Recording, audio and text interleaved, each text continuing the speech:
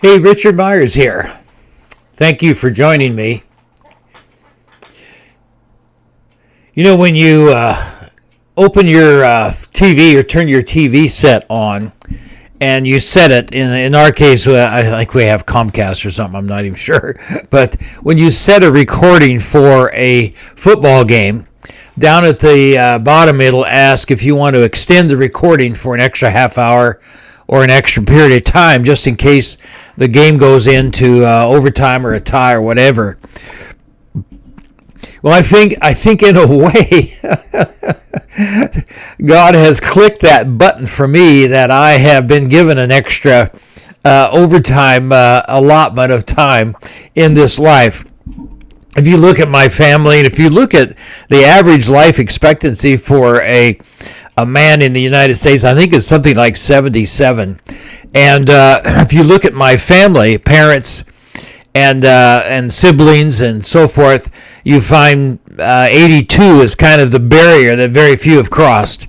So now my sister and I are the only two left, and I think that we are on overtime.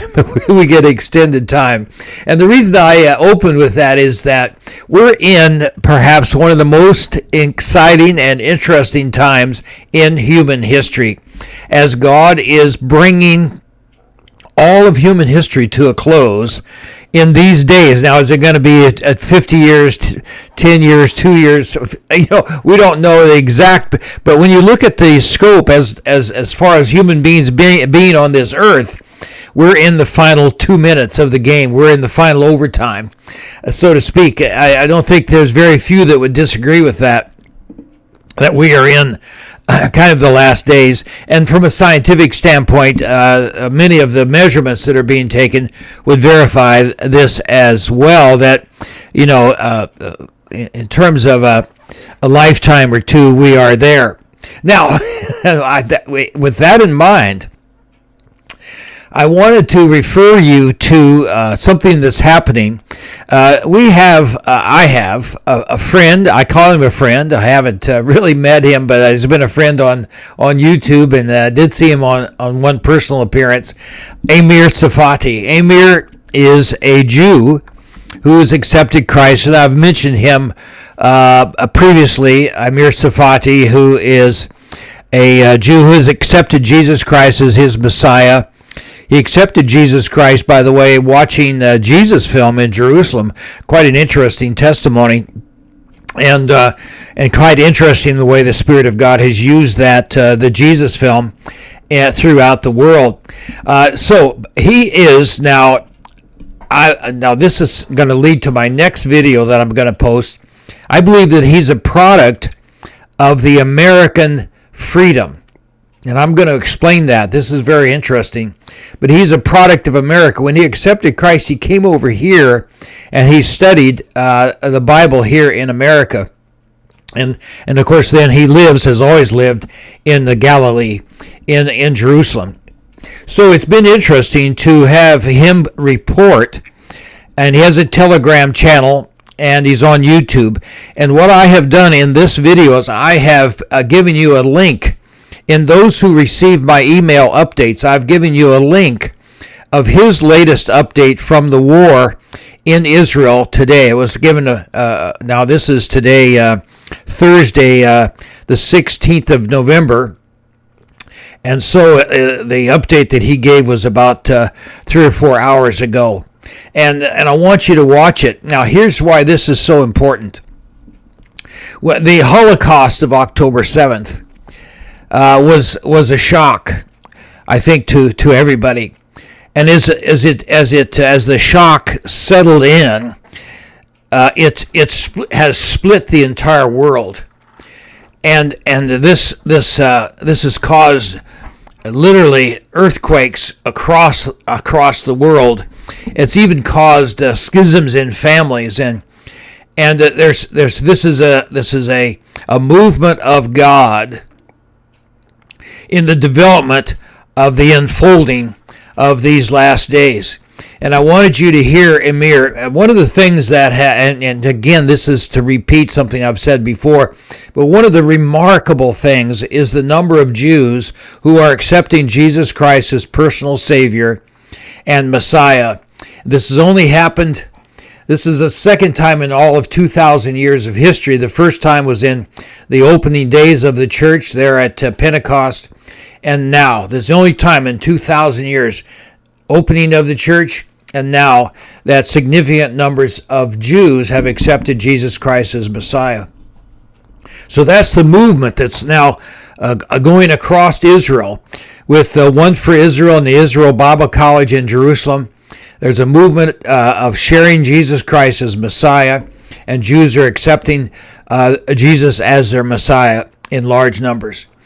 Now, Emir has pointed out that this war has caused, in one day, it's caused a huge movement across Israel. And I'm going to let him explain it to you in the link that I've given you in this, in the email that I'm sending out. In that he has explained it, it's even surprised him, and I've been fascinated to watch Emir's emotions as the war unfolded. His own children are in the IDF, and as this unfolds, the shock, the hurt, and he has been, in a sense, the focus of my prayers, because I see him as representing the tremendous shock and the tremendous hurt and the frightening unfolding of this Holocaust of October 7th. Another thing that has happened back in the days when I was a business consultant, I had a partner from our days at the South King County Multi-Service Center when our church met there, and my friend Mark Van Gelderen. And Mark was a secular Jew when I first got to know him. And then he and his wife moved their family to Israel. His wife was Sabre, she was Israeli. And then I saw him go from a secular Jew to a spiritual Jew. And now, of course, he has just reconnected with me, sending information. And so it's interesting to see all of these developments. It's exciting to be alive.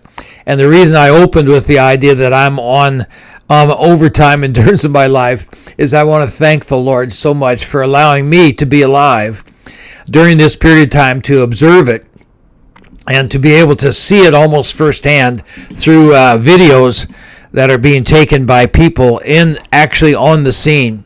And so I just wanted to. The interesting thing is, well, I'll let you watch Emir's video. Now you can skip through the first 10 minutes or something. That's kind of the introductions of his updates, first 4 or 5 minutes. But anyway, I want you to watch that and pray for the peace of Israel and the peace of Jerusalem, and pray as the world comes to face with their sin, and as Christians come face to face with their theology that was erroneous and not biblical.